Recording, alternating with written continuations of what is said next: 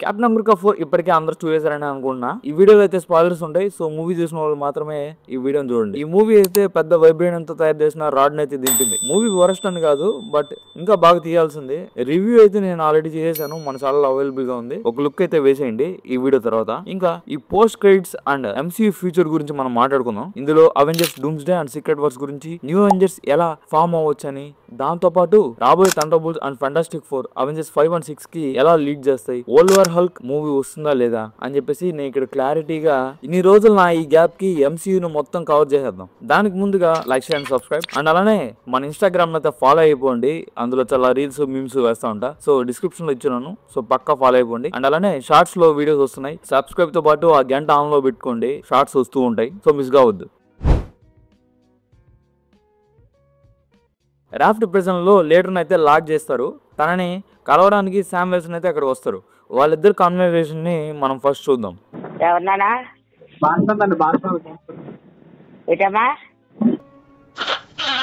చెప్పా కదా ఈ బెట్ నువ్వు ఓడిపోతావని. నీకు ఫన్నీ విషయం చెప్పాలా, నేను నీ జోకులు వినే మూడ్లో లేను. నీ రివెంజ్ కోసం ఎంతో మంది మంచి వాళ్ళని చంపేశావు. నేను నీ సెన్స్ ఆఫ్ హ్యూమర్ కి సెట్ కాను. మనం ఒకే ప్రపంచాన్ని పంచుకుంటున్నాం కదా, ఈ ప్రపంచాన్ని కాపాడడానికి నువ్వు చనిపోవడానికి కూడా రెడీగా ఉంటావు. అది వస్తుంది. నేను ఆ ప్రాబిలిటీస్ని చూశాను. మీరందరూ హీరోస్ ఈ ప్రపంచాన్ని కాపాడాలనుకుంటున్నారు కదా, మీరు మాత్రమే కాదు వాళ్ళు కూడా అదే అనుకుంటున్నారు.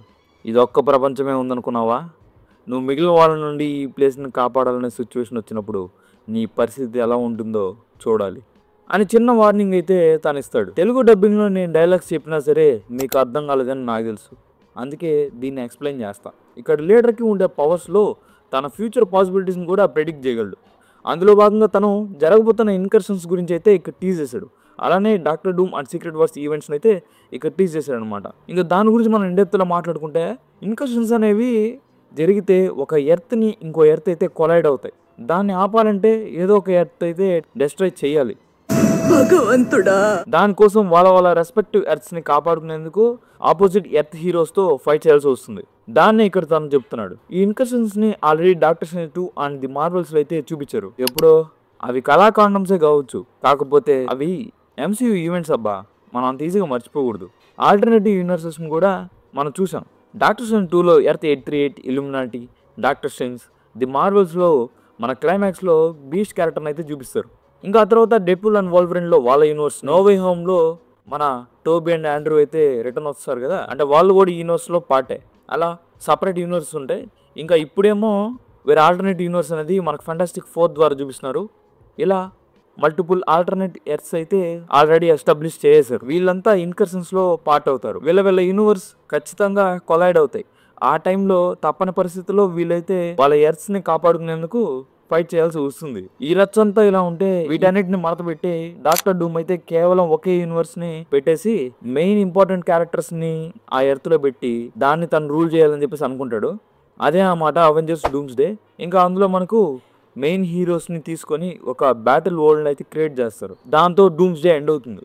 వీటన్నిటిని సర్చ్ చేయాలని చెప్పేసి అందరు హీరోస్ ఒక్కటే ఈ సీక్రెట్ వార్స్ లో డూమ్ కి ఎదురెళ్తారు. అది సీక్రెట్ వార్స్.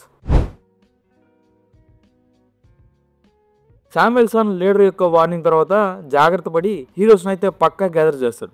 వాళ్ళల్లో Spider Man, War Machine, Ant Man, Hawkeye, Shang Chi, Moon Knight, She Hulk, Black Panther, new Falcon ఇలా ఉంటారు. ఇంకా అలానే వీళ్ళతో పాటు థండర్ బోల్ట్స్ ఆల్రెడీ ఇప్పుడు రాబోతుంది కాబట్టి వాళ్ళు కూడా ఇందులో జాయిన్ అయ్యే అవకాశం ఉంది. ఇంకా దాంతో పాటు ఈ టీమ్ లో న్యూయార్క్ లో స్ట్రీట్ లెవెల్ హీరోస్ ఉంటారు, వాళ్ళని అయితే ఇంక్లూడ్ చేయొచ్చు. లైక్ నెట్ఫ్లిక్స్ డిఫెండర్స్ ఉన్నారు కదా, అంటే ఆ టీమ్ లో Daredevil, Luke Cage, Jessica Jones, Iron Fist ఇలా ఉంటారు. వాళ్ళతో పాటు పనిషర్ కూడా జాయిన్ అవుతారు అనమాట. ఇంకా దీంతో పాటు సపరేట్ గా కమలా పాండే రిక్రూట్ చేస్తుంది కదా యంగ్ అవెంజర్స్ ని, వాళ్ళు కూడా జాయిన్ అవ్వచ్చు. వాళ్ళలో కమలా ఖాన్, కేట్ బిషప్, హావిగ్నీర్ అంటే తిను ఐరన్ లాడ్ గా కనిపిస్తాడు, Ironheart, Cassie Lang, Wiccan, Speed, Hulkling, America Chavez, Isaiah Bradley యొక్క మనవరాగా కనిపిస్తాడు కదా తనే అనమాట. వీళ్ళందరినీ యంగ్ అవెంజర్స్ గా మనం చూడొచ్చు. వీళ్ళంతా కలిసి మనకు ఎర్త్ 616 ని కాపాడేందుకు అవెంజర్స్ గా ఫామ్ అవ్వచ్చు. ఇంకా స్పైడర్ మ్యాన్ విషయం వచ్చేసరికి తన డూమ్స్ డే ఎండింగ్ కి మన టోబీ, ఆండ్రూ అండ్ అలానే మిగిలిన మల్టీవర్సల్ స్పైడర్ క్యారెక్టర్స్ తో తను జాయిన్ అవ్వచ్చు.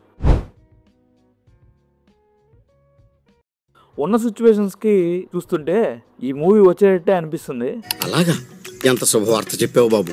ఉండు, నీకు కలర్ సోడా కొట్టిస్తాను. ఎందుకంటే క్యాప్టెన్ అమెరికా 4 ఇనిషియల్ ప్లాన్స్ లో థండర్ బోల్ట్ రాస్ అయితే చనిపోయినట్లు మనకు ఓ ఫ్యూనరల్ సీన్ ఉంది. బట్ రీషూట్స్ ద్వారా ఆ సీన్ అయితే లేపేసి ప్రజెంట్ ఇప్పుడు మనం చూస్తున్న క్లైమాక్స్ని అయితే పెట్టారు. అంటే రెడ్ హల్క్ రిటర్న్ అవ్వడం అనేది వీళ్ళకి చాలా అవసరం. సో దాని ప్రకారం మనం చూసుకుంటే ఇది కేవలం సీక్రెట్ వార్స్కే కాదు, వరల్డ్ వార్ హల్క్ కి ప్లాన్ చేస్తున్నట్టు కనిపిస్తుంది. ఎందుకంటే సీక్రెట్ వార్స్ అనేది చాలా క్యారెక్టర్స్ తో ఉంటుంది. అందులో రెడ్ హల్క్ ఉన్నా లేకపోయినా పెద్ద ఇంపాక్ట్ అనేది ఇవ్వకపోవచ్చు, ఎందుకంటే ఆల్రెడీ హల్క్ క్యారెక్టర్స్ అనేవి చాలా ఉన్నాయి. ఇలా రెడ్ హల్క్ ని మళ్ళీ తీసుకురావడానికి కారణం వచ్చేసరికి నాకు తెలిసినంత వరకు వరల్డ్ వార్ హల్క్ ని సెటప్ చేయొచ్చు. ఇప్పటికే మనకు Professor Hulk, She Hulk, Skaar, Red Hulk అయితే ఉన్నారు. ఇంకా ఈ మూవీ రావడానికి ఇంకో పాజిటివ్ సైన్ అయితే కనిపిస్తుంది, అదే సెంట్రీ యొక్క ఎంట్రీ. రాబోయే థండర్ బోల్ట్స్ లో మనకు సెంట్రీ కనిపిస్తున్నాడు. సెంట్రీ వస్తే వరల్డ్ వార్ హల్క్ యొక్క ప్రాజెక్ట్ కి సంబంధం ఏంది అనే డౌట్ లో మీరుంటే నేను ఇక్కడ క్లారిటీ ఇస్తా. వరల్డ్ బ్రేకర్ హల్క్ ని లేదా ఇంత రేజ్ఫుల్ హల్క్ ని ఆపాలంటే పక్కా సెంట్రీ కావాల్సిందే. సెంట్రీ అయితే కామిక్స్ లో ఈ హల్క్ ని ఆపుతాడు. సెంట్రీ యొక్క ఇంట్రడక్షన్ అనేది ఇక్కడ ఇచ్చారు కాబట్టి పక్కా వరల్డ్ వార్ హల్క్ యొక్క స్టోరీ అనేది వీళ్ళు తీసుకుంటూ ఉండొచ్చు. సో దాని ప్రకారం మనం చూసుకుంటే dooms day or secret wars events వల్ల మనకు ప్రొఫెసర్ హల్క్ కాస్త ఓజీ యాంగ్రీ హల్క్ గా మళ్ళీ మారే అవకాశం ఉంది. Super super super super super. వస్తున్న రూమర్స్ ప్రకారం సీక్రెట్ వార్స్ అనేది 2 parts గా రావచ్చంట. అంటే సీక్రెట్ వార్స్ పార్ట్ 1 కి పార్ట్ 2 కి మధ్యలో ఈ మూవీ వచ్చే ఛాన్స్ ఉంది. ఇవన్నీ ప్రజెంట్ ఉన్న థీరీస్, ఇంకా రూమర్స్ అంతా 50-50 అని చెప్పొచ్చు, ఏది పక్కా అని చెప్పలేం. వచ్చిన రూమర్స్ అయితే ఇవి. దీనికి ఉన్న విశ్వాసం ఉందరా నా కొడక నీకు రే.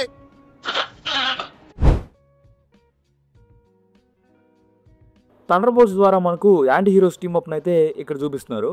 ఇది క్యాప్టెన్ అమెరికా 4 జరిగిన 1 year తర్వాత జరుగుతుందంట.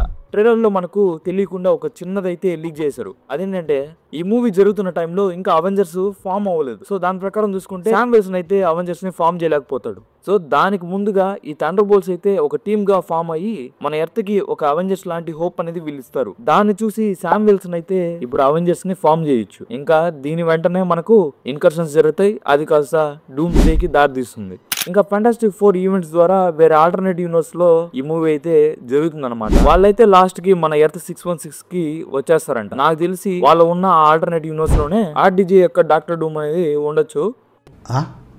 ఏమో ఓ పాసిబిలిటీ అయితే ఉంది. ఈ ఫెంటాస్టిక్ 4 అయితే వాళ్ళ పవర్స్ ద్వారా ఆ ఎర్త్ ని బాగా డెవలప్ చేస్తారు. ఈ డామినేషన్ వల్ల డాక్టర్ డూమ్ అయితే ఓవర్ షాడో అయిపోతాడు. ఇంకా తను ఫెంటాస్టిక్ 4 మీద రివెంజ్ కూడా పెంచుకుంటాడు. ఈ కోపం వల్లే తను చాలా పవర్ఫుల్ అయిపోతాడు. ఇంకా దాంతో పాటు ఫెంటాస్టిక్ 4 కోసం గెలాక్టస్ రావడం, అదే దారిలో ఇన్కర్షన్స్, ఈ గందరగోళం అంతా చూసి డాక్టర్ డూమ్ కోపం వచ్చేసి తను అందరినీ కాపాడాలి అనే ఉద్దేశంతో ఈ మల్టీవర్సల్ మిషన్ ని స్టార్ట్ చేస్తాడు. ఆ దారిలో ఫస్ట్ గా మనకు తను వేసేది క్యాంగ్ నే.